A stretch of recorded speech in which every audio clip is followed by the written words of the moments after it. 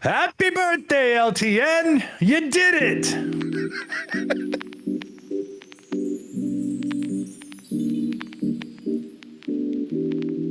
All right. Well, I am here with Matt Warmbier, the COO, right? COO is your That's title? right. Chief Operating Officer of Love Thy I'm an Nerd. officer now.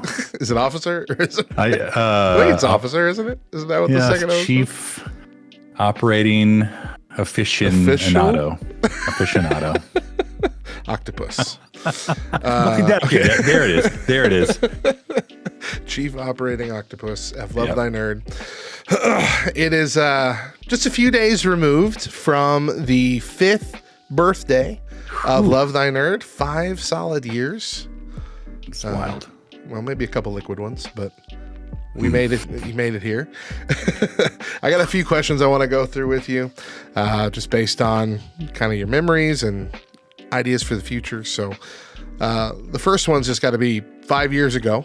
You sat down with the 5 other founders and announced on the Facebook live stream to those who are already kind of supporting you that your new venture would be called Love Thy Nerd. I want to know how you felt in those couple days leading up to that live stream and then in the moment. Yeah. I can't believe it's been 5 years. I like, it doesn't seem like it at all. But 5 years ago, I remember being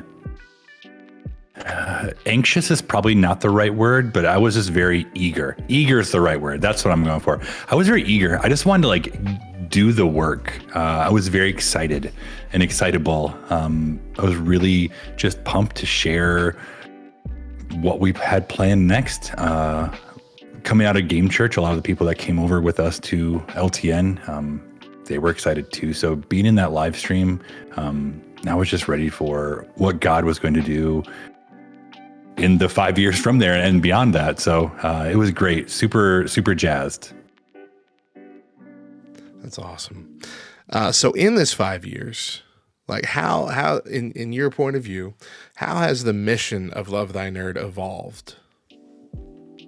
I think early on, we were always very good at reaching the nerds. That's what felt called to do. But over the past 5 years, we've really learned and seen the importance of also reaching other Christians. And so I think the way we have evolved is just instead of only reaching this nerd culture, which we absolutely are, like that's where, it's Love Thy Nerd, like obviously, but being able to teach and train and help disciple Christians to also do the same mission. I think coming from Game Church, it was very much while we were there, like they were only focused on the unreached, and that's good. That was important. So we kind of brought a lot of that over with us early on with LTN. Like that's just kind of what we knew. Like, yeah, we're here for the nerds, the non-Christian nerds. But this past 5 years, we've realized like it's not just them that need to be loved and shown the love of Jesus. I think it took us a couple years to really figure that out because we were just kind of hitting the ground running, and then we had to stop and refocus and maybe not refocus, but like just take a look-see at what we were doing and where our gaps were, and we saw that, hey, there's a whole other group here that needs to also be taught, trained, and loved. Yeah, I think that's the biggest change that I've seen too, and that's essentially what Bubba and Kate said as well.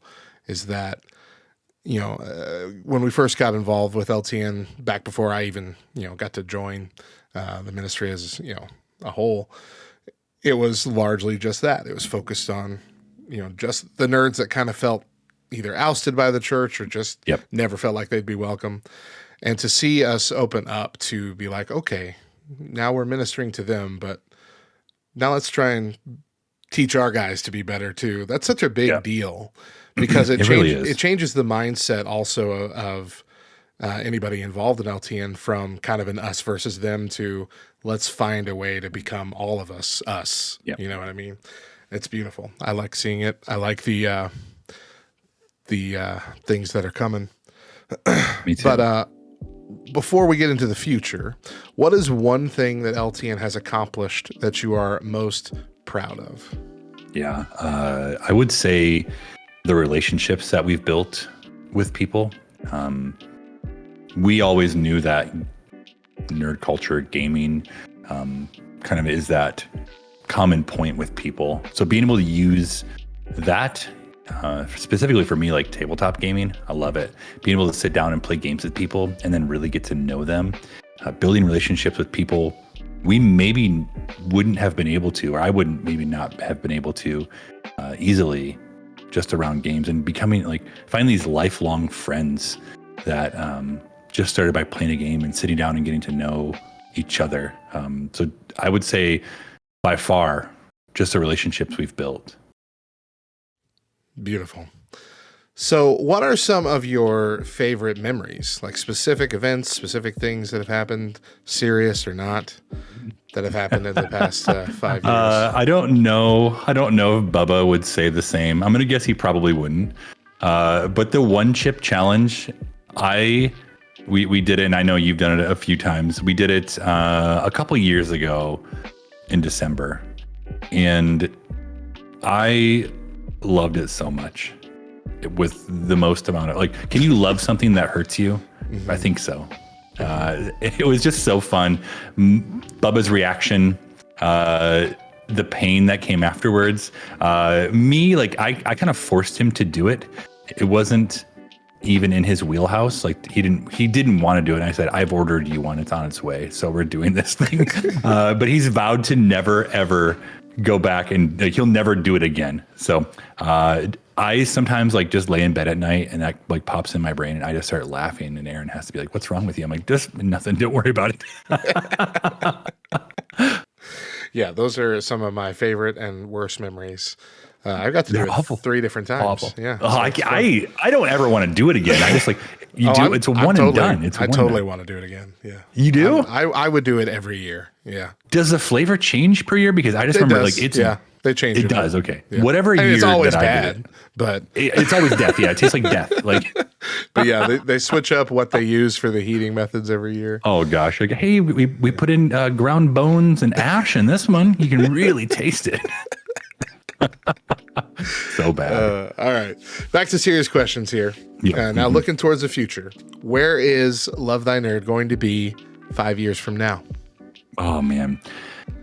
I knew these questions were coming, and I know we talk a lot about like what's next. And I wanted to make sure I talked about like what I really what I want to do.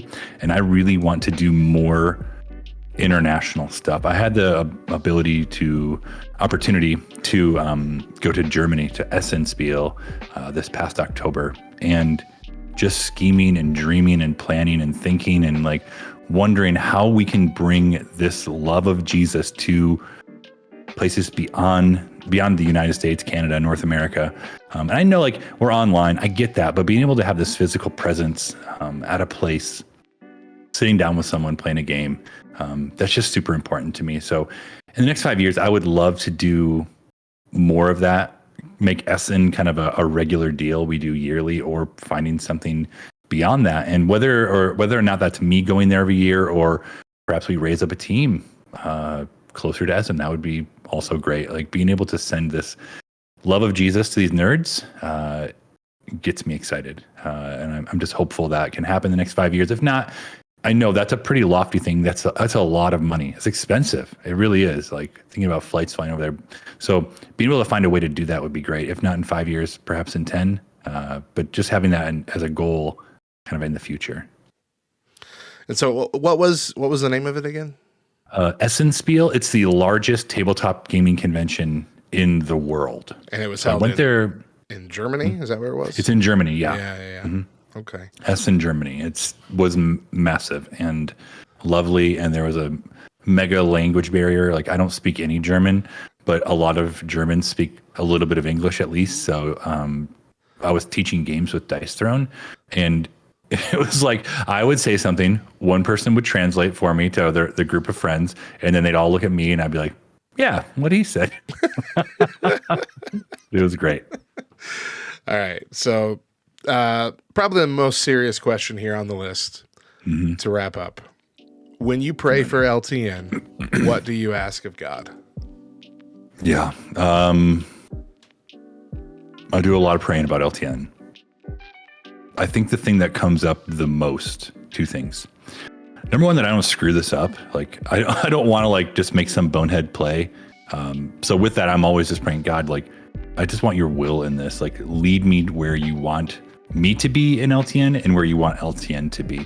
And I think if we're praying that, we can't go wrong. I mean, I'm praying for the people that we meet. I'm praying for our staff. But in all things, like, I really just want God's will in this, as well as I don't want to screw it up. So like, I think there probably is a way more specific things in there to pray, but sometimes you just don't even know what to pray. Like, God, what do I pray for here? So like me praying for his will in whatever situation we're going into, is just kind of like me offering up like, hey, this is yours. Like, take me and it wherever you will have us, and allow us, or like use us to do this, please. Yeah, I feel like so far so good. I think if I come into most situations with that mindset, like, hey, it's not mine. This is not mine. God, like, kind of like letting me like have a part of it. Like, it's his. We can go far. He can go far. Beautiful. Absolutely beautiful.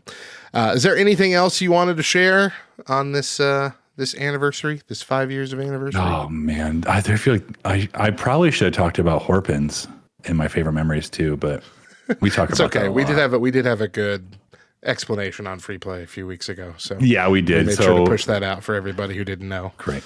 Yeah, it was good. I had never even heard the full story. So it was, you hadn't? Oh man.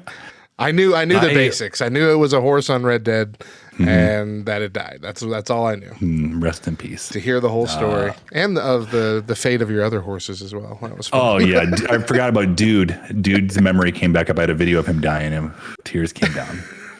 Dude was my second horse. All right, so the last thing I need from you is a big, goofy, happy birthday LTN, like you're talking to your own kid on their big birthday. Okay. Happy birthday, LTN! You did it!